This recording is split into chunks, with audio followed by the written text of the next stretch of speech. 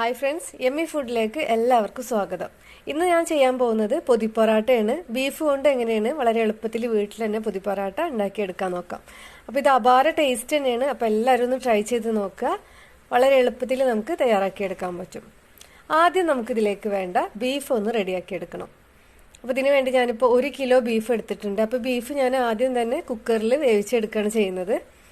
ഇതിലേക്ക് 1/2 ടീസ്പൂൺ മഞ്ഞൾ ചേർത്ത് കൊടുക്കുക. ടേബിൾ സ്പൂൺ ആണ് കേട്ടോ ചേർക്കുന്നത്. 1/4 ടേബിൾ സ്പൂൺ ഗരം മസാല. ഇനി ഇതിലേക്ക് 1 ടേബിൾ സ്പൂൺ മുളക് പൊടിയും 1/2 ടേബിൾ സ്പൂൺ കുരുമുളക് പൊടിയും കൂടെ ചേർക്കാം. അപ്പോൾ എരിവ് നിങ്ങൾക്ക് കൂടുതൽ വേണമെങ്കിൽ ഇതിൻ്റെ അളവൊക്കെ ഒന്ന് കൂട്ടി കൊടുക്കാം.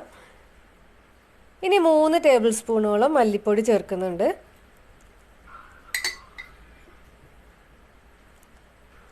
ഇനി ആവശ്യത്തിന് ഉപ്പ് കൂടെ ചേർത്തിട്ട് 1 ടേബിൾ സ്പൂണോളം വെളിച്ചെണ്ണ ഒഴിച്ചു കൊടുക്കാം. ഇനി 1/4 കപ്പ് വെള്ളം കൂടെ ചേർത്തിട്ട് നന്നായിട്ട് മിക്സ് ആക്കി കൊടുക്കുക. ഇനി എല്ലാം കൂടെ നന്നായി മിക്സ് ആക്കിയതിന് ശേഷം കുക്കർ നന്നായി അടച്ചു വെച്ചിട്ട് വെയിറ്റ് ഇട്ടിട്ട് തന്നെ അടച്ചു വെച്ചിട്ട് ഹൈ ഫ്ലെയിമിൽ 2 വിസിലടിക്കുന്നവരെ വെയിറ്റ് ചെയ്യുക. അതിന് ശേഷം ഫ്ലെയിം ഓഫ് ചെയ്തിട്ട് പ്രഷറൊക്കെ പോയതിന് ശേഷം തുറന്നിട്ട് നോക്കുക. ചെക്ക് ചെയ്തിട്ട് ആയിട്ടില്ല എന്നുണ്ടെങ്കിൽ വീണ്ടും വെച്ചാൽ മതി, അല്ലെങ്കിൽ ഇതിൻ്റെ വേവ് കൂടി പോകണ്ട. അപ്പോൾ ഇതിപ്പോൾ ഞാൻ സ്റ്റൗവിലേക്ക് മാറ്റിയിട്ടുണ്ട്. ഇനി ഇത് ഇവിടെ ഇരുന്നിട്ട് വെന്ത് വരട്ടെ. ഇനി നമുക്ക് അടുത്ത പരിപാടി എന്താ നോക്കാം. ഇതിലേക്ക് വേണ്ട മസാല ഒക്കെ ഒന്ന് റെഡിയാക്കി എടുക്കണം. ഞാനൊരു വലിയ വെളുത്തുള്ളി മുഴുവനായിട്ട് എടുത്തിട്ടുണ്ട്. 2 കഷ്ണം ഇഞ്ചി എടുത്തിട്ടുണ്ട്.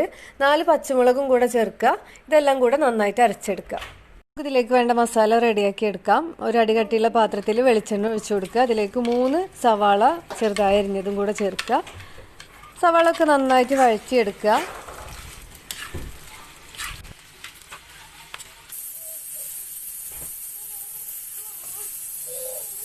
സവാള കൂടെ നന്നായിട്ട് മൂത്ത് വന്നിട്ടുണ്ട്. ഇനി ഇതിലേക്ക് ഇഞ്ചി വെളുത്തുള്ളി പച്ചമുളകും കൂടെ അരച്ച് വെച്ച പേസ്റ്റ് ചേർത്ത് കൊടുക്കുക. ഇത് നന്നായിട്ട് വഴറ്റിയെടുക്കുക. ഇതിൻ്റെ പച്ചമണം പോകുന്നവരെ നന്നായിട്ട് വഴറ്റിയെടുക്കുക. കുറച്ച് വേപ്പില കൂടെ ഇതിലേക്ക് ചേർത്ത് കൊടുക്കുക.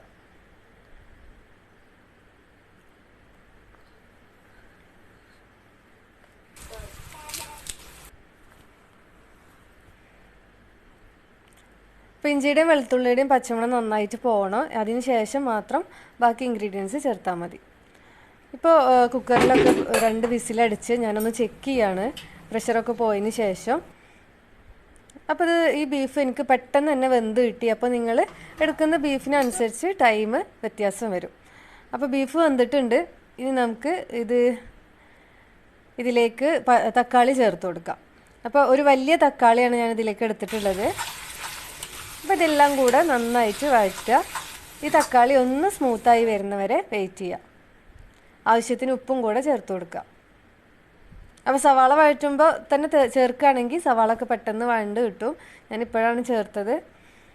അപ്പോൾ ഇനി ഇതൊന്ന് സോഫ്റ്റായിട്ട് വരട്ടെ. അപ്പോൾ ഞാനിപ്പോൾ ഇത് ഉണ്ടാക്കുന്നതിലിടക്ക് മോള് വന്നിട്ട് ജ്യൂസൊക്കെ ഉണ്ടാക്കുന്നുണ്ടായിരുന്നു.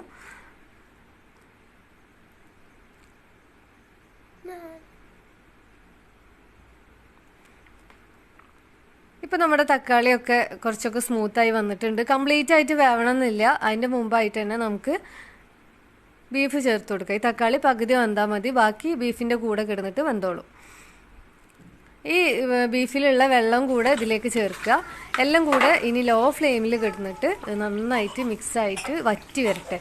അതുവരെ നമുക്കൊന്ന് വെയിറ്റ് ചെയ്യാം.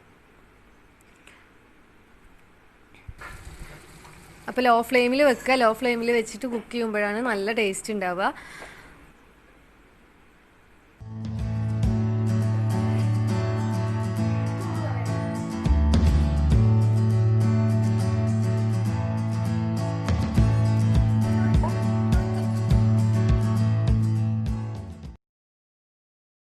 അപ്പോൾ ലോ ഫ്ലെയിമിൽ വെച്ചിട്ട് തന്നെ ചെയ്യുക. എങ്കിലേ ഈ ബീഫിലേക്കൊക്കെ നമ്മുടെ സവാളയുടെയും തക്കാളിയുടെ ഒക്കെ പുളിയൊക്കെ ഇറങ്ങി ചെല്ലുള്ളൂ.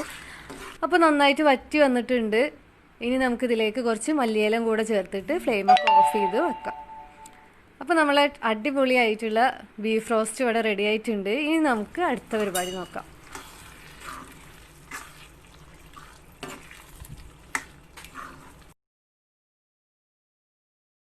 അപ്പോൾ ഈ ഈ ബീഫ് റോസ്റ്റ് എല്ലാവരും ട്രൈ ചെയ്ത് നോക്കുക. ഞാനിപ്പോൾ പൊതി പൊറാട്ടയിലേക്കാണ് ഉണ്ടാക്കിയെടുക്കുന്നത്. നമുക്ക് നെയ്ച്ചോറിൽക്കും അപ്പത്തിൻ്റെ കൂടെ ഒക്കെ കഴിക്കാൻ അടിപൊളി ടേസ്റ്റ് തന്നെ ആയിരിക്കും.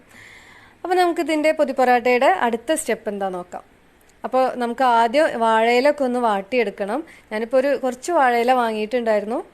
അപ്പോൾ ഇത് എത്രത്തോളം നല്ലതെന്ന് അറിയില്ല, ഒന്ന് പൊട്ടിച്ച് നോക്കട്ടെ. അപ്പോൾ കുഴപ്പമില്ലാത്ത 4 വാഴയില എനിക്ക് കിട്ടിയിട്ടുണ്ട്. ഇനി ഇതൊന്ന് വാട്ടിയെടുക്കണം. അപ്പോൾ അതിന് മുന്നേ ആയിട്ട് ഞാൻ ഇതിൽ നിന്ന് തന്നെ കുറച്ച് നാരൊന്ന് അടർത്തിയെടുക്കുന്നുണ്ട്. ഇനി ഇതൊന്ന് വാട്ടിയെടുക്കുകയാണ്. അപ്പോൾ അതിന് ശേഷം നമുക്ക് ഇതിലേക്ക് വേണ്ട പൊറോട്ട ഒന്ന് ചുട്ടെടുക്കുക. പൊറോട്ടയുടെ റെസിപ്പി ഒന്നും ഞാനിതിൽ ഉൾപ്പെടുത്തുന്നില്ല. ഇനി അടുത്ത വീഡിയോയിൽ ഇൻഷാ അല്ലാ ചെയ്യാം. അപ്പോൾ നന്നായിട്ട് അടിച്ച പൊറോട്ട വേണമെങ്കിൽ നിങ്ങൾക്ക് ഇതിലേക്ക് വെച്ച് കൊടുക്കാം. ഞാനിപ്പോൾ അടിക്കാതെയാണ് ചെയ്യുന്നത്. അപ്പോൾ അടിക്കുമ്പോൾ അത് പൊട്ടൂല്ലേ, ആ ഭാഗത്തൂടെ ബീഫിൻ്റെ റോസ്റ്റ് ഇങ്ങനെ പുറത്തേക്ക് ഒലിച്ചു വരണ്ടെന്ന് വിചാരിച്ചിട്ടാണ് ഞാൻ അടിക്കാതിരുന്നത്. അപ്പോൾ നിങ്ങൾക്ക് ഇഷ്ടമുള്ള പോലെ ചെയ്യാം. അപ്പോൾ പൊറോട്ട വെച്ച് കൊടുത്തതിന് ശേഷം ഇതിന് മുകളിലായിട്ട് നമ്മുടെ ബീഫ് റോസ്റ്റും കൂടെ വെച്ച് കൊടുക്കുക. നന്നായിട്ട് തന്നെ വെച്ച് കൊടുക്കുക. അത് കുറച്ചധികം തന്നെ വെക്കുക.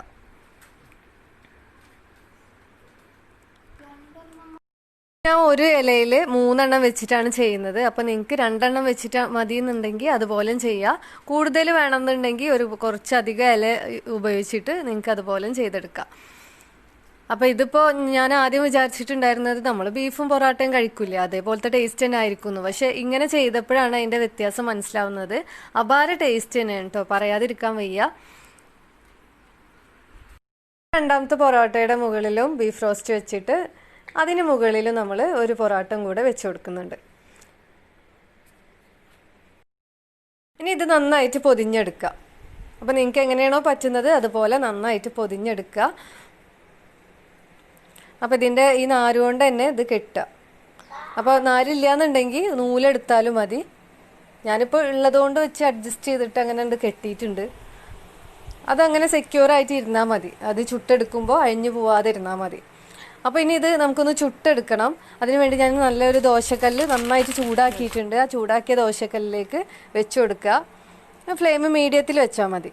മീഡിയത്തിൽ വെച്ചിട്ട് നന്നായിട്ട് 2 സൈഡും നന്നായിട്ട് ചുട്ടെടുക്കണം. അപ്പോൾ ഈ വാഴയുടെ ഇലയുടെ മണമൊക്കെ ഈ പൊറോട്ടയിലേക്ക് കയറി പോകണം. പിന്നെ ഒരു കാര്യം ശ്രദ്ധിക്കേണ്ടത് എന്താ വെച്ചാൽ പൊറോട്ടയും ചൂടുണ്ടാവണം, ബീഫ് റോസ്റ്റും ചൂടുണ്ടാവണം. എങ്കിലേ നല്ല പെർഫെക്റ്റ് ആയിട്ട് തന്നെ നമുക്ക് കിട്ടുള്ളൂ. ഇതൊന്ന് തിരിച്ചിട്ട് കൊടുത്തിട്ടുണ്ട്. ഇനി മറ്റേ ഭാഗം കൂടെ നന്നായിട്ട് ചുട്ടെടുക്കാം. അപ്പോൾ ഇതിപ്പോൾ ആയിട്ടുണ്ട്. ഇനി നമുക്ക് സെർവിങ് പ്ലേറ്റിലേക്ക് മാറ്റാം. അപ്പോൾ ഇതുപോലെ തന്നെ ബാക്കിയുള്ളതും കൂടെ ചെയ്തെടുക്കാം. അപ്പോൾ ഇതെങ്ങനെ ഉണ്ടെന്ന് ഒന്ന് തുറന്ന് നോക്കാം നമുക്ക്. നല്ല ചൂടുണ്ടാവും. നല്ല ചൂടോട് കൂടെ തന്നെ നമുക്ക് കഴിക്കണം, എങ്കിലേ നല്ല ടേസ്റ്റ് ഉണ്ടാവുള്ളൂ. അപ്പോൾ അവൾക്ക് തുറക്കുമ്പോൾ കൈ പൊള്ളുമെന്നൊരു പേടിയുണ്ട്.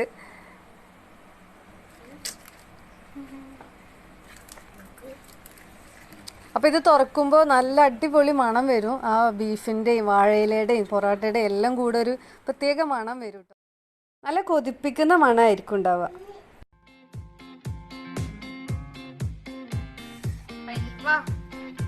അടിപൊളിയാണ്, അടിപൊളി.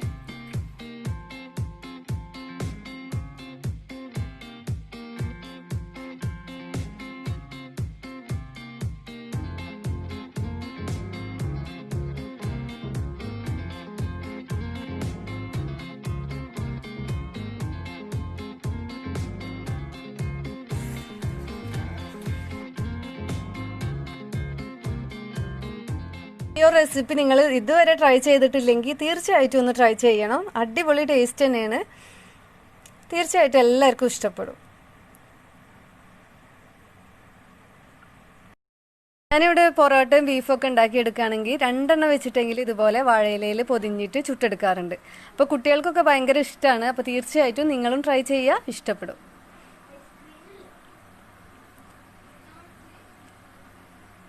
എല്ലാവരും ഇതൊന്ന് ടേസ്റ്റ് ചെയ്ത് നോക്കി. അടിപൊളി ടേസ്റ്റാണ്. അപ്പോൾ എല്ലാവരും കഴിക്കാൻ വേണ്ടിയിട്ട് വെയിറ്റിങ്ങിലാണ്.